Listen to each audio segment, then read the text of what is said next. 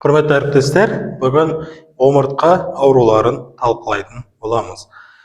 Жалпы алдыңғы сабақта біз жай ғана тізені қайырып алған, бұл қалай бір шамамен 5 жылдан кейін, 10 жылдан кейін артроздың 4-ші сатысына немесе операцияға алып келуі мүмкін екенін талқылаған болатынбыз. Омыртқада да дәл солай. Кез келген травма бұл омыртқаның үлкен бір ауруларына алып келуі мүмкін. Бірақ омыртқаны емдегенде, тізені емдегенмен салыстырғанда, омыртқаны емдеу біраз бізге қиынға соғады.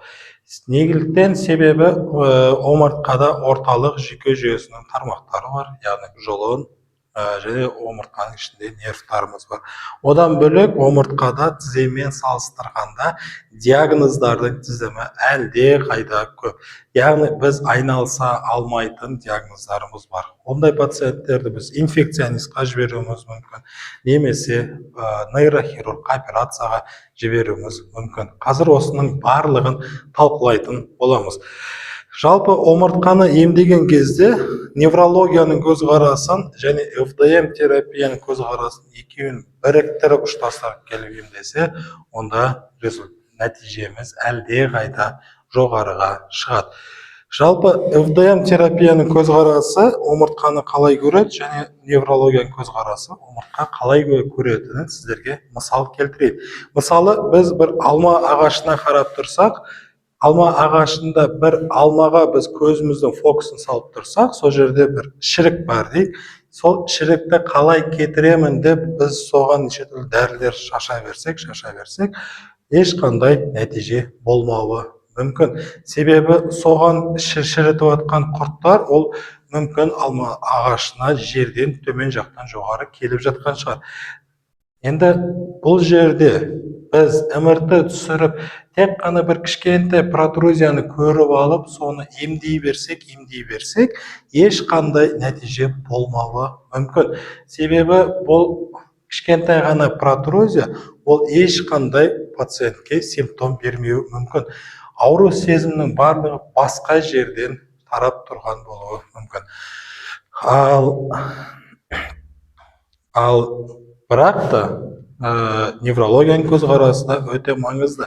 Сол алма ағашында мүмкін құрттар ұя салып, сол жерден жан-жаққа тарап жатқан шығар. Енді бұндай жағдай омыртқада, мысалы, үлкен грыжа тұрып, нервті қысып тұрса, не болмаса омыртқаның инфекциясы немесе онкологиясы осындай бір қауіпті диагноздарда болуы мүмкін.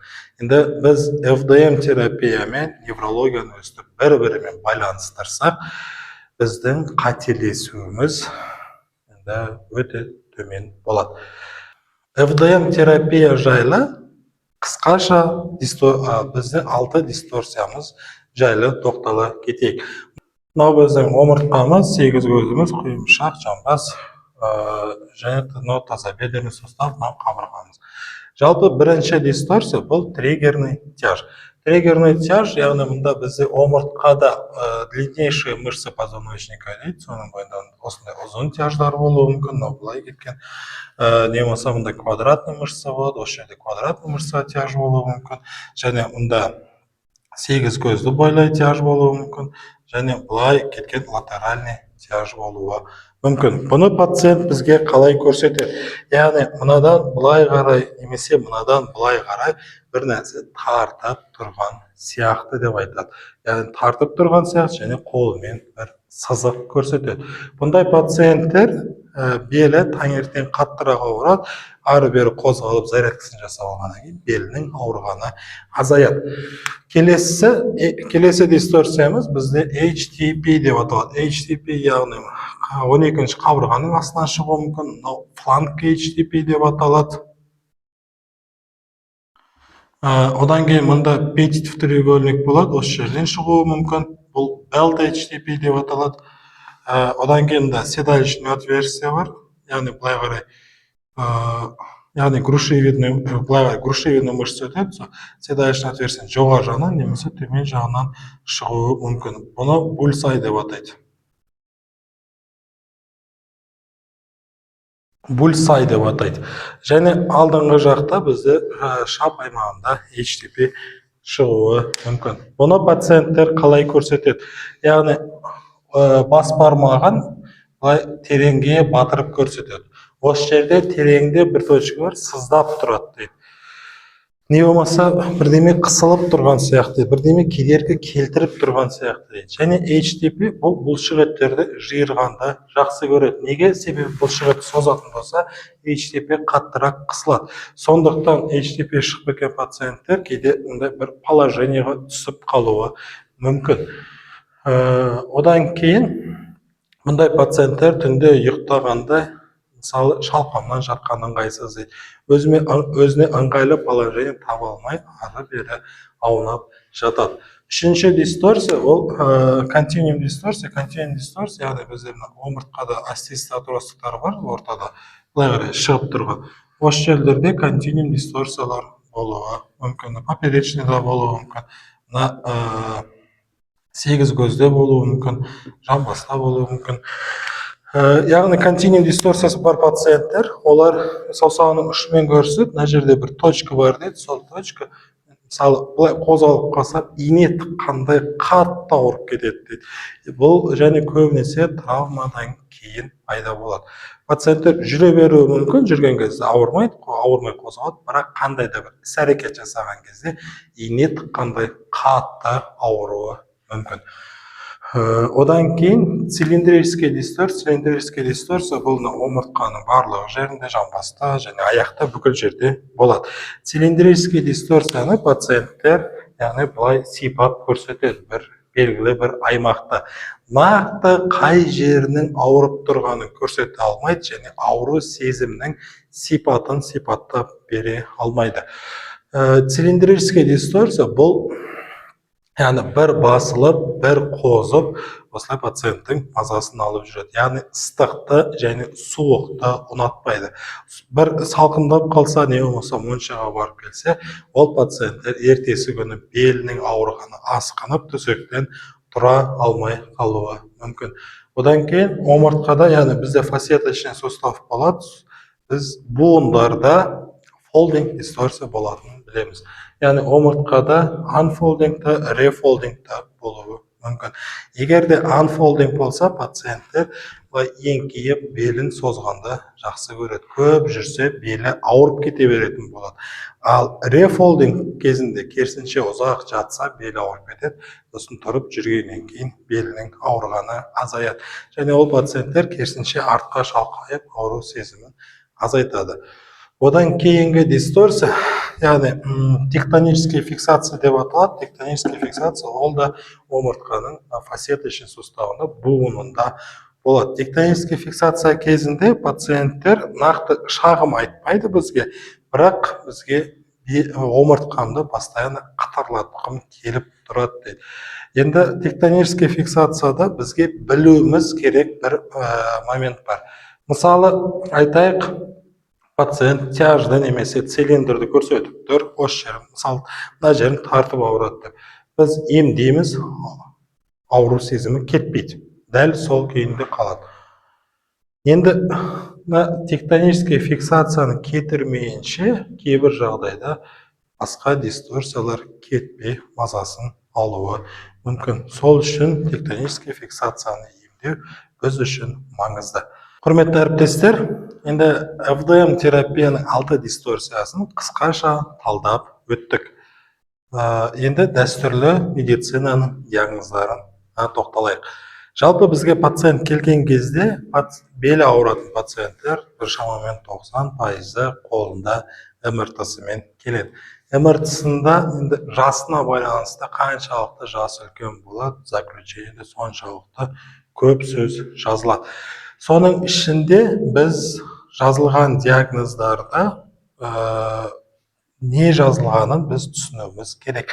Әрине, енді араларыңызда невропатологтар бар, сіздер түсінесіз, бірақ невропатолог емес кісілер түсінбеуі мүмкін. Бұның ішінде, яғни қауіпті диагноздар болып қалуы мүмкін. Егер біз ол пациенттерді емдейтін болсақ, зиянымыз тиіп кетуі мүмкін. Сондықтан диагноздарына тоқтала кетейік дәстүрлі медицинаның.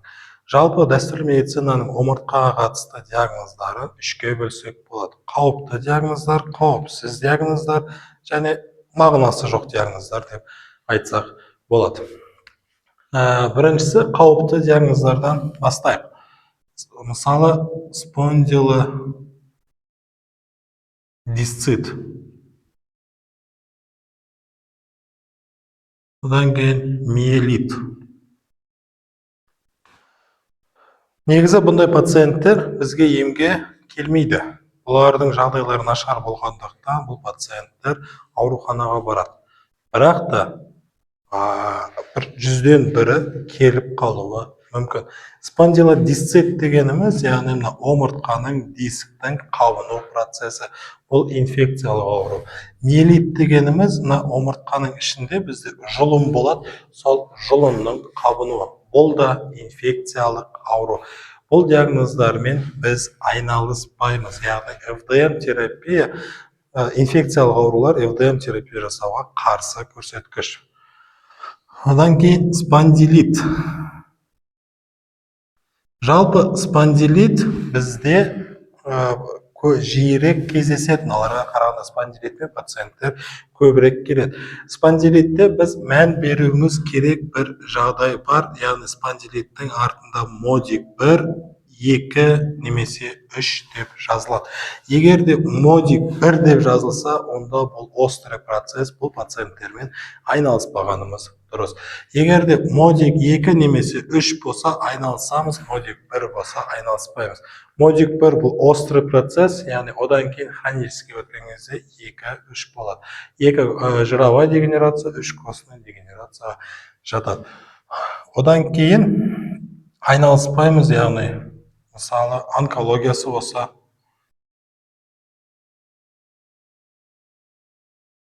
Одан кейін компрессионный перелом.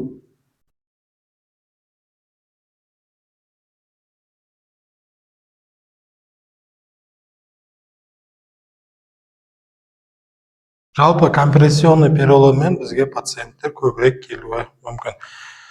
Үлкен кісілер жай ғана отырып қалғаннан омыртқасы сынып кететін жағдайлар да болады. Егер де компрессионный перелом бұл острый жағдайда болса, 1-2 күн бұрын ғана сынған болса, онда бұл пациенттермен айналыспаймыз. Себебі сынып тұрған сүйегін біз қолымызбен қозғап жіберуіміз мүмкін. Ал егер де компрессионный перелом 1 ай бұрын, 2 ай бұрын болған, бірақ та ауру сезім әлі сақталып келе жатыр десе, онда бұл пациенттермен айналысамыз. Одан кейін бруцеллез. Бруцеллезбен біз айналыспаймыз, бұл инфекциялық ауруға жатады. Бруцеллезді анықтайтын анализ Райта-Хеддельсона деп аталады. Райта-Хеддельсона.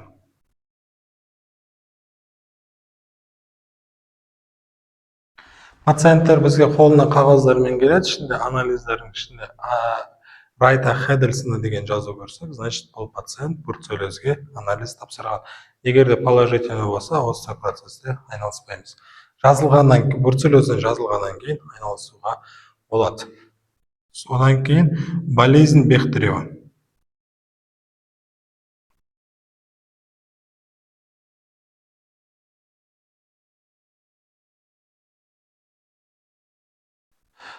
Болезнь Бехтереваның екінші атауы МРТ-да анкилозирующий спондилоартрит деп аталады.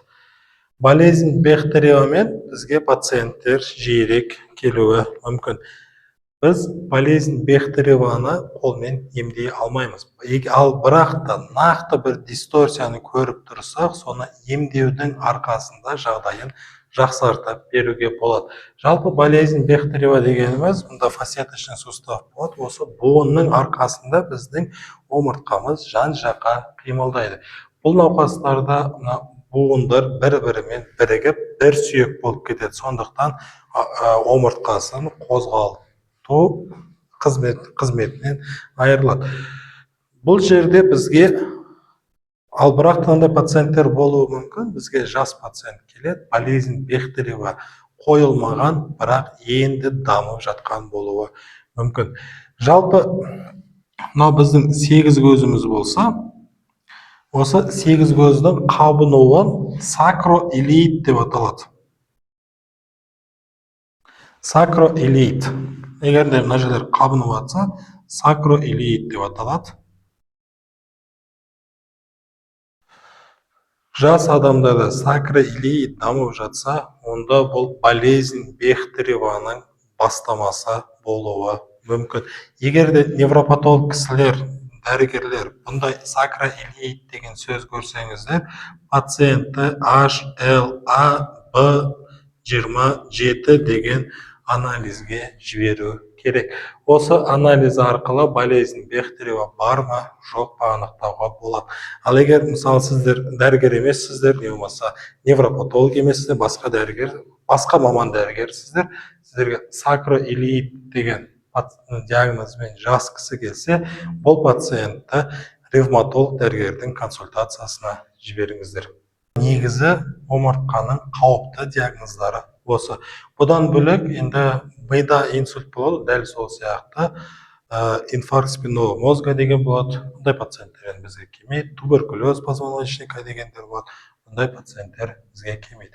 Ал бірақ осы мына жазылған пациенттер бізге келіп қалуы мүмкін. Спондилодисцит миелит деген диагноз көрсеңіздер, онда айналыспайсыздар, инфекционистқа жібересіздер. Спондилит модик 1 болса айналыспаңыздар, 2-3 болса айналыса беруге болады.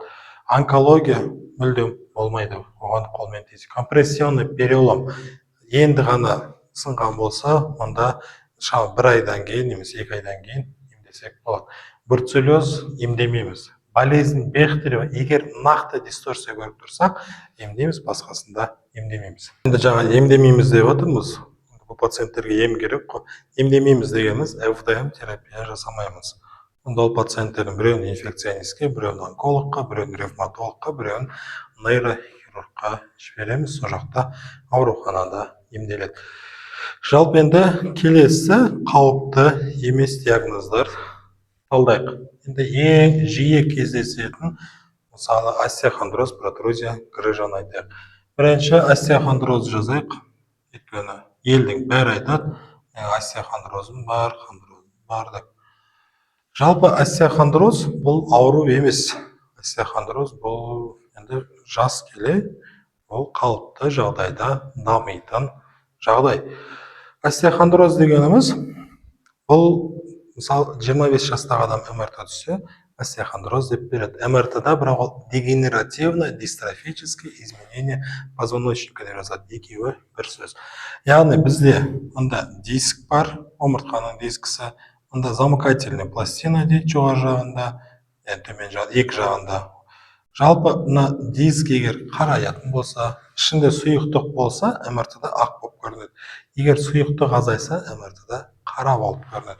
Одан кейін замыкательный пластинка кішкене былай қисаюы мүмкін, мынау сәл қараюы мүмкін. Осындай өзгерістер болса, онда дегенеративно дистрофическое изменение позвоночника. Бірақ бұл шамамен 20-25 жастан кейін ақырын дамып бастайды. Ең бірінші белгілері шығып бастайды. Бұл норма, яғни 20 жыл бойы өзін көтеріп жүрген омыртқасында бұндай жағдай дамиды. Бұл норма. Келесі протрузия.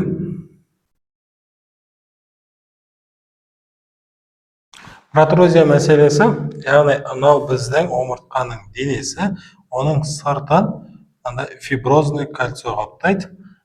Ішінде мынау бояп қойғаным, бұл пульпозный ядро деп аталады. Пульпозный ядро жұмсақ зат. Жұмсақ зат сол керек, омыртқаға амортизация үшін керек. Екі омыртқа, екі сүйек бір-біріне қарап сынбас үшін, сол үшін керек. Ал мына фиброзный кальций бұл қатты зат, яғни мына пульпозный ядроны воротасы деп айтсақ болады, сыртқа шығып кетпес үшін керек нәрсе. Бұның ішінде сұйықтық көп болады. Жалпы омыртқада қан тамырлар болмайды. Омыртқаның сыртымен кетеді қан тамырлар. Бұл дискқа қан келу үшін омыртқада қозғалыс болу керек. Пациенттер көп жүру керек, ары-бері қимылдау керек, еңкейіп тұру керек. Яғни диффузный қан айналым деп аталады. Диффузный қан айналым дегеніміз, яғни губканы мысалы судың астына қойсақ, губкаға су сіңбейді. Ал қысып жіберсек, суды тартып алады. Дәл сол сияқты адам егер қозғалмайтын болса, мынаның ішіне қан айналым бармайды. Ал егер қозғалатын болса, яғни омыртқа бір-біріне давление береді, соның арқасында сырттан қанды өзіне сорып алады. Яғни дисторсиялардың кесірінен пациенттер көп қимыл қозғалыс шектеліп, көп қозғалмауы мүмкін. Болмаса дисторсиясы жоқ болса да, қазіргі заманда пациенттер көп қимылдамайды. Отырып жұмысқа барады, жұмыста отырады, кешке отырып үйіне келеді, жатады. Соның кесірінен, қимыл қозғалыстың жоқтығының кесірінен, мынаның ішінде сұйықтық азаяды, құрғайды. Бұл құрғағаннан кейін мына жерлерде фиброзный кольцо үзіледі. Бұл үзілген, мына жағынан үзілді десек, бұл жерде 4 атмосфера қысым болады. Яғни қатты бір-біріне қысым беріп тұр екі омыртқа. Қатты қысым бергеннен кейін мына пульпозный ядро мына жаққа қарай ығысады. Қай жақ әлсірейді, сол жаққа қарай әлсірейді. Яғни қай жерден трещина кетеді, сол жаққа қарай пульпозный ядро ығысады. Содан кейін сәл былай шығып бастайды. Сәл былай науру воротаны былай итеріп бастайды. Шығып демей қойып, әлі шықпайды. Воротаны итеріп бастайды. Осы протрузия. Яғни бізде омыртқада былай екі жаққа қарай нервтар кетіп тұрады. Әлі нервке жеткен жоқ. Яғни жай ғана воротаны итеріп тұр. Бұл протрузия деп аталады. Келесі грыжа. Бұдан кейін грыжа дамиды. Пациент дәл осы күйінде жүре берді. Бір күні ауыр көтерді, құлады, бір нәрсе болды. Мынау тағы да фиброзный кольцо, тағы да үзілді. Мынаның бәрі бері қарай қайтадан тағы ығысады да, мынау былай қарай үлкейіп шығады. Мынау уже грыжа болды. МРТ-да грыжаның екінші атауы экструзия деп жазуы мүмкін. Мынау протрузия, мынау экструзия. Экструзия мен грыжа екеуі бір атау. Ал одан кейін толықтай үзілсе, толықтай үзіліп кетті дейік. Мынаның бәрі барады да, былай қарай, жанынан қарағанда былай қарай, төмен қарай ағып, үлкен болып шығады. Дәу грыжа шығады. Оны секвестрированная грыжа дейді.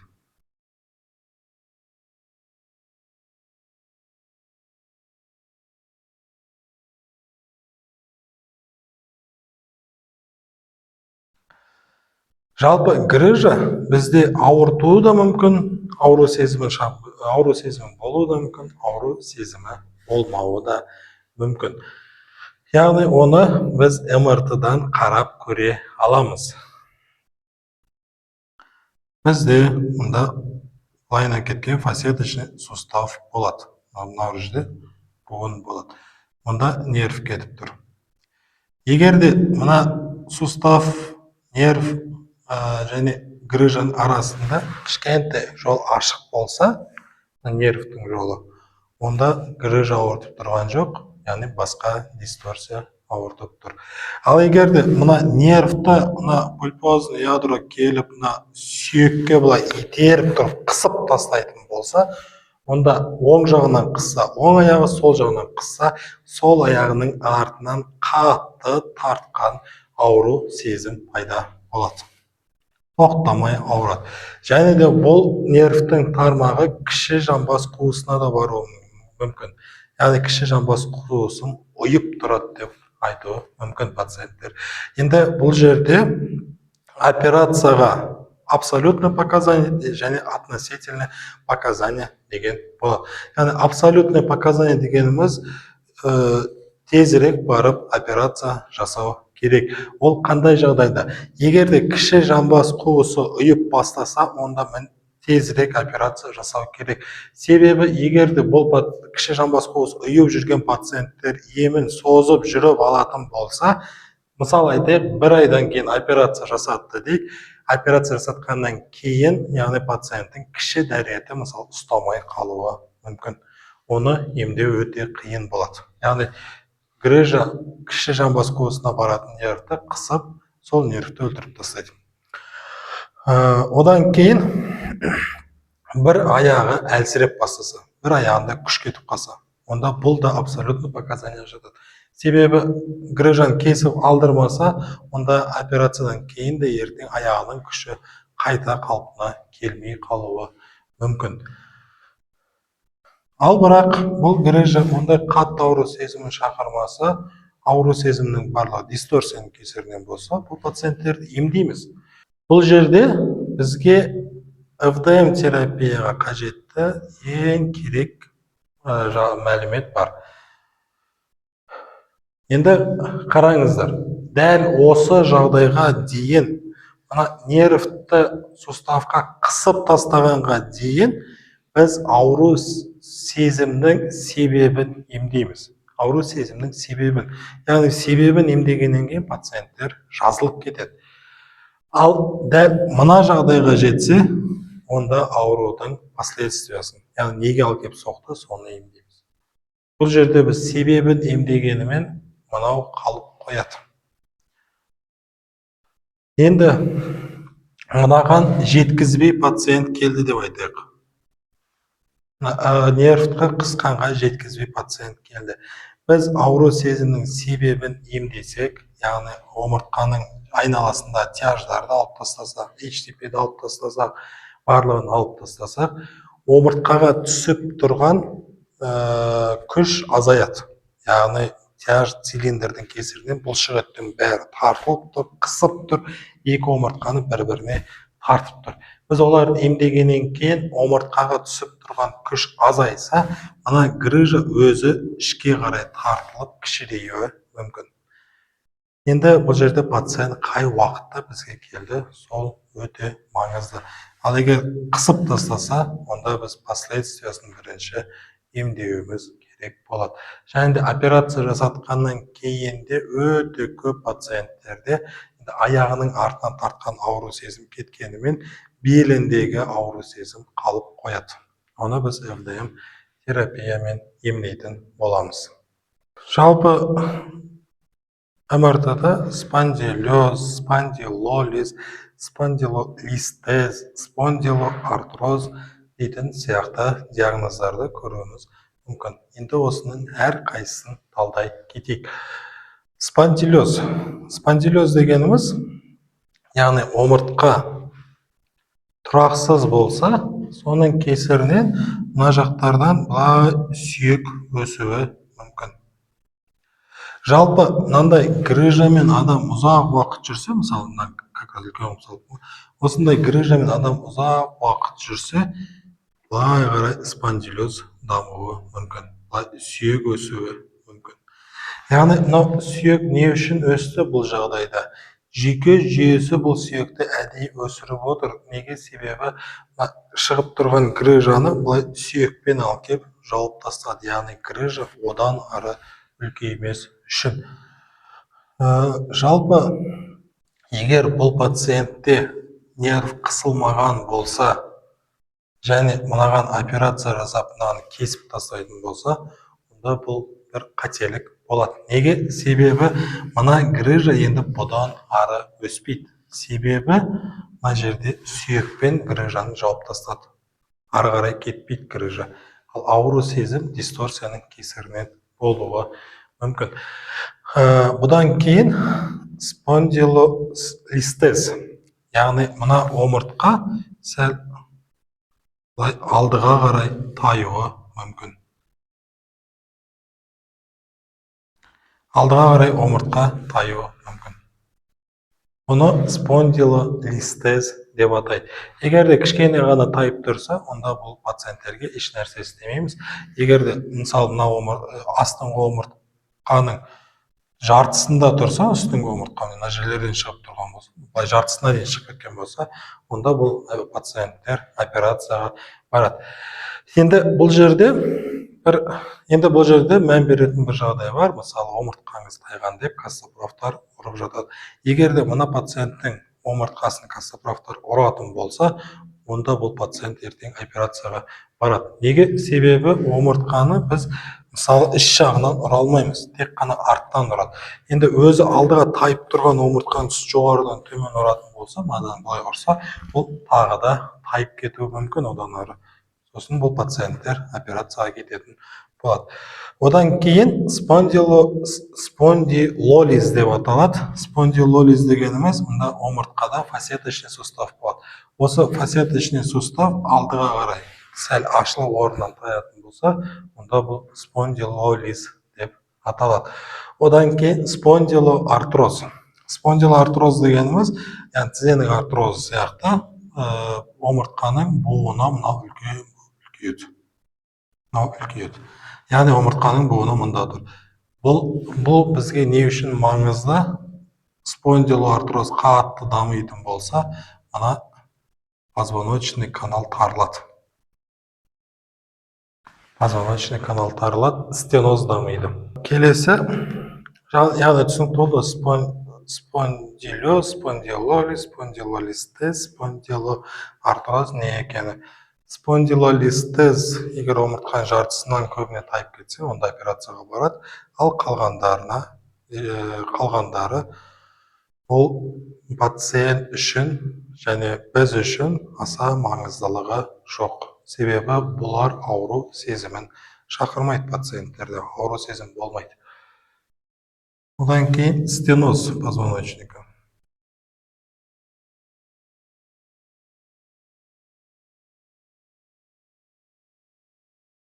Яғни бұның классификациясы шизос бойынша жүреді. 4 классқа бөлінеді. А, Б, С, Д. А, Б, С-ны біз қорықпай емдей береміз. Егер де Д болса, онда ол абсолютный стеноз деп аталады. Яғни спондилоартроз дамыды, гипертрофия желтой связки дейді. Желтой связка сінді, үлкейді де бұл. Былай қарай грыжа шықты. Позвоночный канал толықтай жабылып бітеліп қалса, 4-ші сатысы абсолютный стеноз.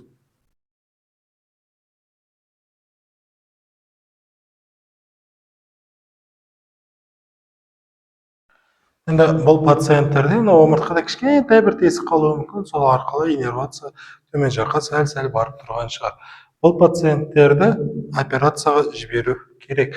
Неге? Себебі толық бітелетін болса, нервтар ары қарай өте алмай қысылатын болса, белден төмен аяқтары кіші жамбас қуысының қызметі істемей қалады. Ертең аяқ істемей қалмас үшін бұндай пациенттерді операцияға жібереміз. Омыртқада жиі кездесетін 3 киста бар. Біріншісі гемангиома. Егер де гемангиома осындай кішкентай ғана болса, бұл омыртқаның денесінде болады. Онда бұл пациент үшінде, біз үшінде ешқандай маңыздылығы жоқ. Бұл ешқандай симптом бермейді.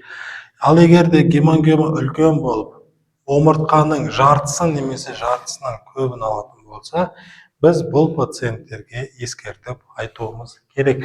Мына гемангиомаға операция жасап, цементирование жасау керек. Не себепті? Өйткені сәл ғана омыртқа күш түсетін болса, мына омыртқа сынып кетуі мүмкін. Егер де пациент бізге жоқ, мен операцияға бармаймын десе, онда бұл пациентпен біз абайлап жұмыс істеуіміз керек. Әсіресе рефолдинг жасаған кезде пациенттің омыртқасын сындырып алмауымыз керек.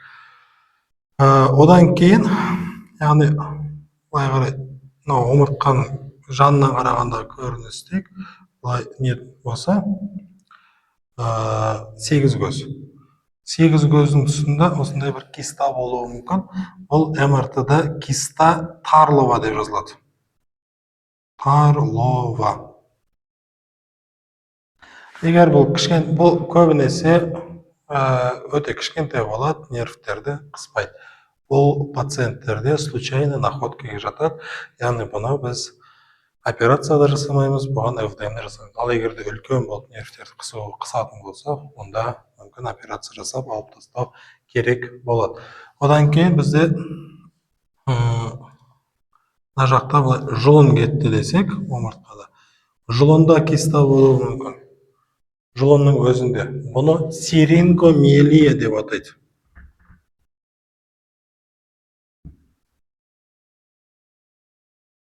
Сирингомиелия. Яғни сирингомиелия деген сөзді көрсек біз МРТ-да, онда пациенттерге нейрохирургқа бар деп бірлет ескертіп айтуымыз керек.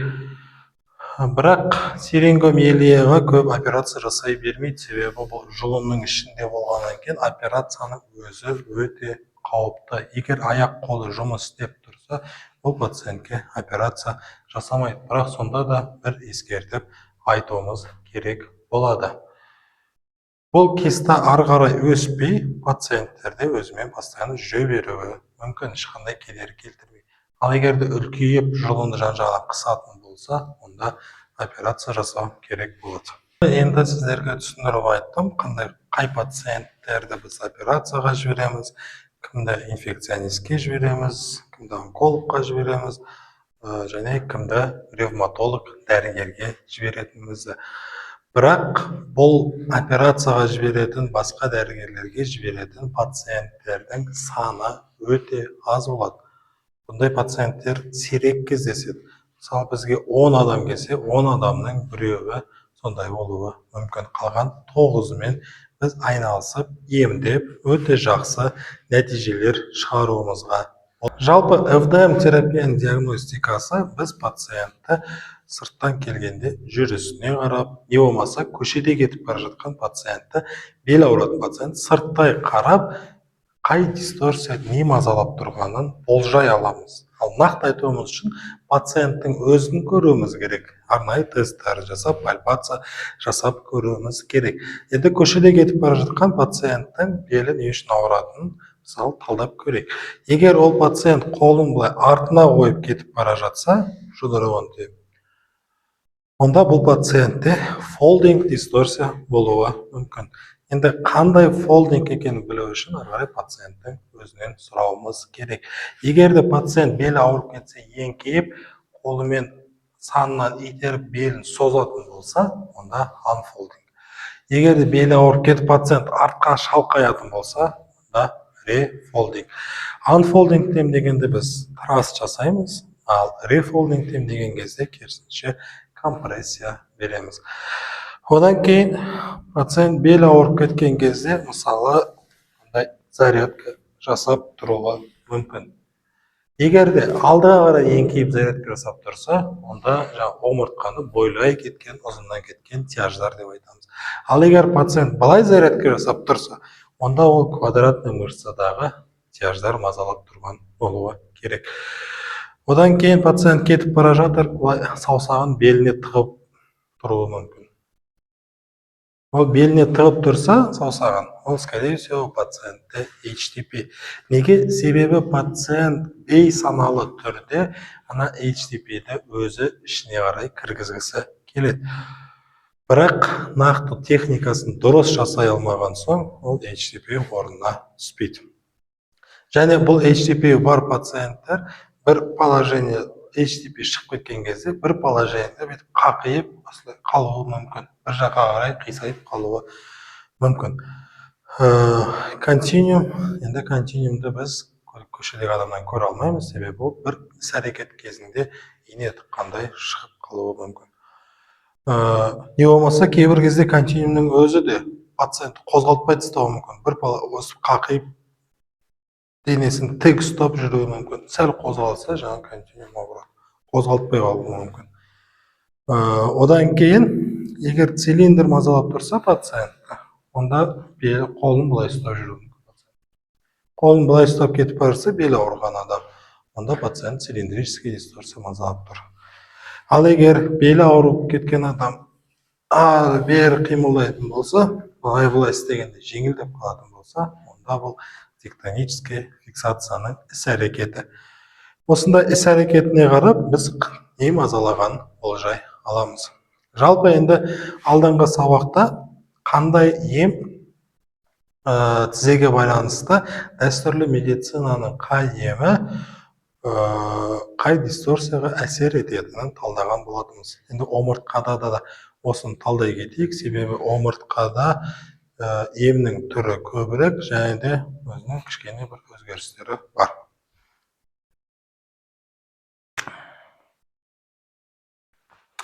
Мысалы алдында айттық, енді блокада салған.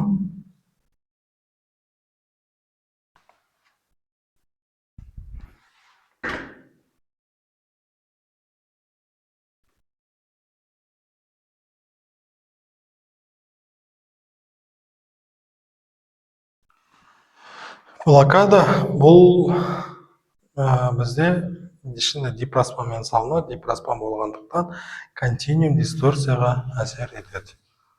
Одан бөлек енді ксифлокан болғандықтан ауру сезімі басатын дәрі болғандықтан, нақты ауырып тұрған жеріне салғандықтан ауру сезімі басылады. Бірақ цилиндр қатты қозып тұрған кезде кейде блокада ауру сезімді баспай, дәл сол ауырып тұрған күйінде пациенттер қалуы мүмкін.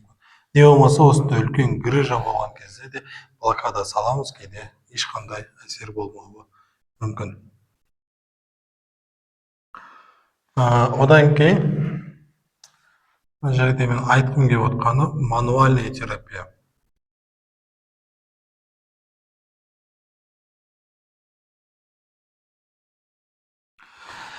Жалпы континуум дисторсия бұл переходной зонада болады. Мысалы, мынау сүйектің зонасы дейік, мынау переходной зона, мынау сіңірдің зонасы дейік. Мына жақтан былай қарай сүйек, мынау ортада переходной зона, ары қарай сіңір бар дейік. Енді бұл жерде эвертированный континуум дисторсия деген болады. Және инвертированный континуум дисторсия деген болады. Инвертированный континуум дисторсия ол связочный ткань костный тканьға қарай өтеді. Ал эвертированныйда керісінше костный ткань связочныйға қарай өтеді. Енді екеуін емдегенде емінде сәл өзгеріс бар. Біз екеуінде де енді нақты векторын тауып алып, нақты континуумды тауып алып, соны басып тұрамыз, соның әсерінен кетеді. Яғни біз мынаны басқан кезде, қолымызбен бассақ, оны артқа қарай қайтарамыз. Енді мынау керісінше ішке қарай кеткен ғой. Енді біз қолымызбен басамыз, бірақ мына қолымызбен басқанның әсеріне біз бұны толық кетіре алмаймыз. Кітапта да жазған, мысалы Стивен Типалис айтқан, инвертированный континуум дисторсия континуумның техникасына идеально реагировать етпейді. Сол үшін бұның артына трастовый техника қосқан. Яғни мысалы бел омыртқаны емдесек, омыртқаны мануальный техникамен артынан біз қытырлатамыз. Қытырлатқан кезде, траст жасаған кезде, мана костный тканьға өтіп тұрған жерін біз ары қарай тартып суырып аламыз. Континуум дисторсияны ары қарай тартып суырып аламыз. Яғни омыртқада бұл инвертированный мануальный терапия омыртқаға жасаған кезде инвертированный континуум дисторсиямен анфолдингқа әсер етеді. Дәл осы себеп үшін инвертированный континуум дисторсия әсер еткені үшін мануалистердің жұмысындағы результат омыртқаны емдегенде жақсырақ. Омыртқаны емдегенде результаттар жақсырақ шығады. Ал жалпы кез келген буынды қытырлатуға болады. Біз саусағымызды да, білегімізді, шынтақ, тізе барлығын қытырлатуға болады. Бірақ мануальный терапиямен тізені, иықты қытырлатқаннан олар бір тізесі, иығы көпшілігі жазылып кетпейді. Ал омыртқаны қытырлатқаннан көбісі жақсы болып қалады, себебі инвертированный континуум дисторсияны кетіреді. Ал инвертированный континуум дисторсия бұл острый боль береді. Яғни қатты ауырып тұрған белін емдеген кезде, острый боль кетсе, пациенттер көп жеңілдік сезінеді. Сондықтан мануальный терапевттер омыртқамен жұмысында результаттары жақсырақ. Келесі кастопроф. Кастопрофтар жалпы пациент қай жерін айтса да, не айтып жатса да ештеңеге қарамайды, барлығын омыртқан, тайғын деп ұра береді. Бұл пациенттер, енді біз көреміз, кейбір пациенттер әрең келеді, жақсы болып орнынан тұрып жүріп кетеді. Яғни кастопроф ұрған кезде бұл цилиндрический дисторсияны таратып жібереді. Сол тарағанның кесірінен пациенттер жеңілдік сезінеді. Бірақ цилиндрический дисторсия бұл пациентте бекер шыққан жоқ, ол басқа дисторсиялардың кесірінен цилиндр шығып тұр. яғни бұл жүйке жүйесінің қорғаныс қызметі, яғни өз белін қорғап цилиндрді жасап тұр.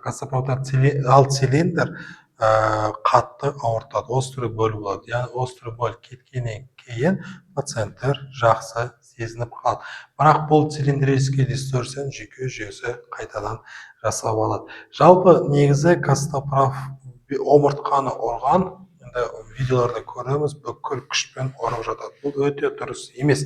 Себебі мына остеистый отросток бізде өте жіңішке сүйек.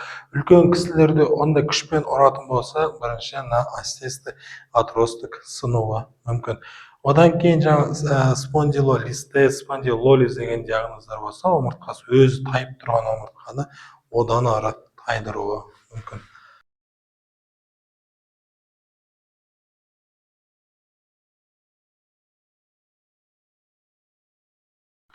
Одан кейін қазір тағы да бір мода болған нәрсе бар, инверсионный стол. Инверсионный столға жатсаң, омыртқаң ашылады, белің ауырғаны кетеді. Бірақ негізі одан көп кете бермейді. Бұл тек анфолдингқа әсер етеді.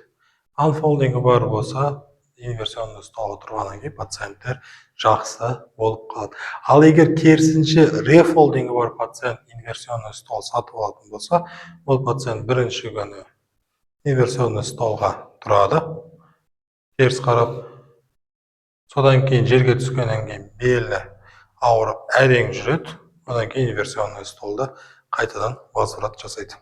Сосын плазма мәселесі. Плазма терапия мәселесі. Плазма салған кезде, өткенде біз тізеде айттық, ол анфолдингқа әсер етеді, және тектонический фиксацияға әсер етеді. Омыртқада анфолдингқа әсер етпейді. Ол әсер етсе, тектонический фиксацияға әсер етеді. Яғни тектонический фиксацияға біз неге анфолдингқа әсер етпейді? Себебі плазманы дәл омыртқаның буынының ішіне сала алмаймыз. Осы буынға жақындатып алып барып, енені буынның қасына жібереміз. Ал буынның ішіне салып, оны шек-шекке ағыстыра алмаған соң, бұл анфолдингқа плазма әсер етпейді. Тек қана тектонический фиксацияға әсер етеді. Ал бірақ енді жалпы метод моделируемый резорбция деп аталады. Грыжаны кішірейтетін методика. Бұл жерге иглотерапия, плазмотерапия, лазеротерапия, магниттерапия кіреді. Барлығында міндетті түрде плазмотерапия жүреді. Яғни осы төртеуін біріктірейін дегенде кейбір адамдарда грыжа кішіреюі мүмкін. Жалпы плазмотерапияны регенерация, яғни қайта қалпына келу үшін көп жерде қолданады. Медицинаның барлық тармақтарында қолданады. Яғни бұл егер үлкен грыжасы бар адам болса, осы грыжасына корректік заттар беріп, оны кішірейтуіне көмектесуі мүмкін. Одан кейін массаж. Яғни массаж триггерный тяж. Одан кейін цилиндрға әсер етеді. Жаттығулар. ЛФК-дик. Яғни бұл тектонический фиксация, триггерный тяж. Осы екеуіне әсер етеді жаттығулар. Яғни жаттығумен де пациенттер жақсы болуы мүмкін. Енді мына грыжа мәселесінде, грыжа мен мануальный терапия мәселесінде, бұл жерде енді бұл кітапта жазылмаған менің өзімнің ойым. Егер де пациент келсе бізге, осындай грыжасы бар, бірақ нерв қысылмаған, нерв ашық әлде. Нерв қысылуға аз ғана қалып тұрған пациент келсе, бұл пациенттерге рефолдинг жасамай қойған дұрыс деп санаймын. Бұл пациенттерге керісінше қай аяққа қарай грыжа шығып тұр, сол жағына пациенттерге анфолдинг жасап, керісінше омыртқасын ашу керек. Неге? Себебі мен практикамда пациенттер болған, осындай грыжамен жүреді, мануальный терапевтке барады, грыжасына қарамай қатты траст жасайды пациенттерге. Енді көбінесе белге жасайтын ол ножница дейді, жамбастан итеретін техникамыз. Енді оны жасаған кезде мына өзі ары қарай шығайын деп тұрған крыжаны қолмен итеріп күшпен шығарып жіберуі де мүмкін. Сол үшін бұндай үлкенірек крыжасы бар пациенттерге рефолдинг жасамаңыздар. Нейтральный трасты жасамай қойыңыз, жасасаңыздар қатты керек болса тек қана анфолдинг жасаңыздар. Бір жағынан. Диагноздарды айтқан кезде бір диагнозды ұмытып кетіппін. Сколиоз мәселесі. Сколиоз жалпы маған WhatsApp-тан көп жазады, сколиоз сіз емдейсіз бе деп. Енді бұл жерде пациенттің өзін көру керек. Себебі сколиозды кейде мысалы МРТ-да сколиоз жазылуы мүмкін. Омыртқасына қарасаң кішкене ғана, сәл ғана қисық. Енді ол пациент МРТ-да жатқанда сәл кішкене осылай қисық жатып қалса, онда МРТ-ның заключениесінде ол сколиоз болып көрінеді. Ол бірінші мәселе. Екінші мәселе, егер де мысалы белде HTP болса, бұл HTP орналасқан аймақ, яғни ол бұлшықеттерді жиырғанды жақсы көреді. Егер де ол бұлшықетін созатын болса, HTP қаттырақ қысылады да, ол қатты ауырады. Яғни пациент сәл қисайып қалуы мүмкін бір жаққа қарай. Яғни бұл жердегі сколиоз омыртқада, сколиозы омыртқа қисайып көрінеді. HTP-ні алып тастасақ, ол пациенттік орнына түседі. Ал кейбір кезде кейбір сколиоздар болады. Омыртқасы енді қатты қисайып кеткен. Бұндай сколиоздарды, енді қатты қисайып кеткен сколиоздарды біз емдей алмаймыз. Енді бұл пациенттер осы сколиозбен ары қарай жүре береді, не болмаса операцияға барады. Және де тағы да бір өте қызық мәселе бар. Кейбір пациенттер айтуы мүмкін, менің оң жағым или сол жағым бәрі ауырады. Тізем де ауырады, жамбасым да ауырады, белім де ауырады, иығым да ауырады, мойным да тіпті басым да ауырады. Бір жақтан бәрі ауырады. Енді бұл пациенттер көпшілігі тізесінде, жамбасында, белінде, мойнында, басында МРТ түсіреді. Мысалы физиолечение алатын болсаң, оны қай жеріне қосасың? Барлық жеріне қосқан, ол егер частный медицинада болса, ол өте қымбатқа шығады бұл пациенттерді емдеген. Және де бұл пациенттер қалай емдесе де результат болмайды. Неге? Себебі бір жағымнан бәрі ауырады деген пациенттердің проблемасы екі жерде болуы мүмкін. Яғни біріншісі восходящая патология деп аталады. Восходящая, яғни төменнен жоғары тарап тұрған патология. Екіншісі нисходящая патология.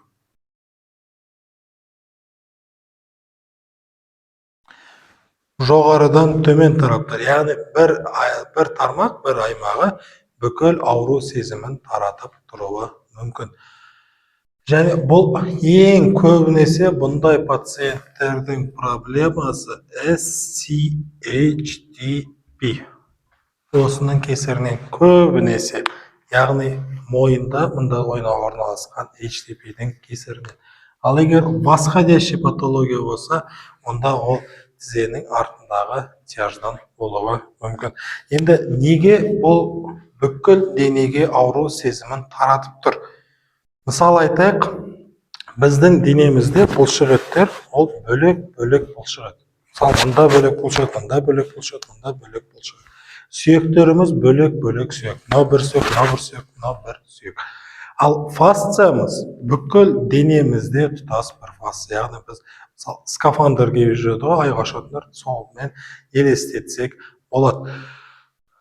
Енді мысалы мен шалбарым бөлек емес, бәрі бірге деп айтайық. Егер де мысалы мына жерден қысылып қалса, фасция, ол төмен қарай аяққа дейін мысалы тартып тұрады. Фасция. Яғни бір жақ барлығы ауырады. Ал егер төмен жақтан тартып тұрса, керісінше ол жоғары жақта, яғни бір тұтас болғандықтан жоғары жақ басына дейін астынан тартып тұруы мүмкін. Одан кейін тағы да бір жаңа айтуға ұмытып кетіппін. Ягодичный HTP, жамбаста орналасатын. Бұл көп неврологический көп проблемалардың кесірі болады. Яғни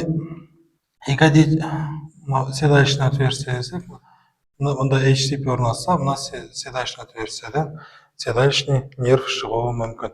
Яғни жамбаста орналасқан HTP ол дәл псевдоишиастың клиникасын келтіреді, яғни аяқтың артынан тартып ауырып тұрады. Және тағы да бір қызығы, ягодичный HTP ол белдегі ауру сезімнің кесірі де болуы мүмкін. Мысалы, онда былай мысалға келтірейік. Егер де бұл HTP былай мысалы жоғары қарай тартып қалатын болса, онда аяқтың артынан тартқан ауру сезім болады. Ал егер де біз фасциямыз тұтас бірге дедік қой. Ал егер бұл ягодичный HTP керісінше жоғарыдан төмен тартып қалатын болса, онда ол белге қарай ауру сезімін таратады. Сосын бағана медицинада мағынасы жоқ диагноздар деп айтқан болатынмын.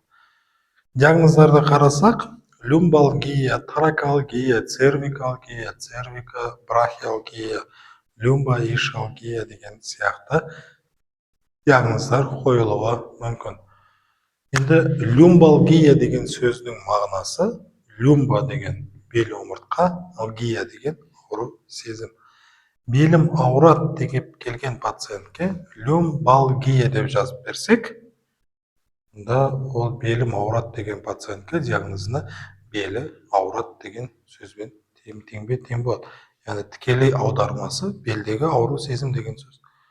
Сондықтан люмбалгия, торакалгия, цервикалгия, краниалгия деген сияқты диагноздардың ешқандай мағынасы жоқ. Және тізе ауруымен омыртқа ауруын, мысалы, алдыңғы сабақта біз тізені қайырып алғанда қалай артроздің 4-ші сатысы дамитынын айтқан болатынбыз. Ал омыртқада бізде травма көбірек болады. Не себебі? Себебі омыртқаны құламай-ақ, ешқай жеріміз қайырмай-ақ травма алуымыз да мүмкін. Мысалы, еңкейіп ауыр нәрсені көтердік, беліміз кілтете қалды. Бұлай қисайып бір нәрсені көтердік, беліміз кілтете қалды. Оның өзі омыртқаға травма болып саналады. Және алдыңғы сабақта айттық, травмадан континууммен фолдинг пайда болады деп. Ал омыртқада, мысалы, пациент кетіп барады, шалқасынан құласа, онда бұл жерде жан жақтан бүкіл жерден HTP-лар да пайда болуы мүмкін. Оны былай мысал келтірсек болады. Мысалы, шарға су құйып, төбеден жерге тастайсыз, ішіндегі су жан жаққа шашырайды. Енді дәл сол сияқты адам жоғарыдан төмен құлаған кезде іштегі қысым жан жаққа кетеді. Сол үшін әлсіз аймақтарға, 12-ші қабырғаның астына, аппендицит треугольникқа, седалищный отверстиеге жан жаққа келіп HTP-лар қысылып қалуы да мүмкін. Және де шаптағы ауру сезімді айта кетейік. Бұл әйел адам болсын, еркек адам болсын, шаптағы ауру сезім пациенттер үшін өте қиын мәселе. Неге? Себебі шабым ауырды деп хирургқа барады, аппендицит жоқ деп қайтарады. Әйел адам болса гинекологқа барады, гинекологический тазасы деп қайтарады. Және невропатологқа жіберуі мүмкін. Невропатологқа барады, протрузия бір нәрсе, протрузия көрсе, немесе грыжа көрсе, емдеуі мүмкін, бірақ ешқандай результат болмайды шаптағы ауру сезімнен. Ол шаптағы ауру сезім, яғни запирательный отверстиядағы HTP. HTP-ні саламыз, бір сеанстан ауру сезімі кетеді. Остеопороз мәселесі. Остеопороз деген кезде тізе ауруында біз остеопороз деген диагноз талдамаған болатынбыз. Остеопороз дегеніміз сүйектің жұмсаруы, яғни сүйек сынғыш болады остеопороз кезінде. Яғни бізге үлкен кісі келсе, 70-тен асқан кісілер келсе, остеоатроздықтан континуум дисторсияны жасамаймыз. Неге? Себебі бұған қатты күш салсақ, остеоатроздықты біз континуум емдейміз деп сындырып алуымыз мүмкін. Яғни омыртқа мәселесінде остеопороздың осындай бір нюансы бар. Құрметті көрермендер, егер де сіздердің белдеріңіз ауырып жүрген болса, бәленбай жылдан бері бел ауруынан, омыртқа буын ауруларының жалпы емін таба алмай жүрген болсаңыздар, ФДМ терапияға келіңіздер. ФДМ терапия бұл сіздердің ауру сезімдеріңіздің нақты себебіне әсер етеді. Ал әріптестер, сіздерге енді емдеу техникаларын көрсетеміз және жұмыстарыңызға сәттілік.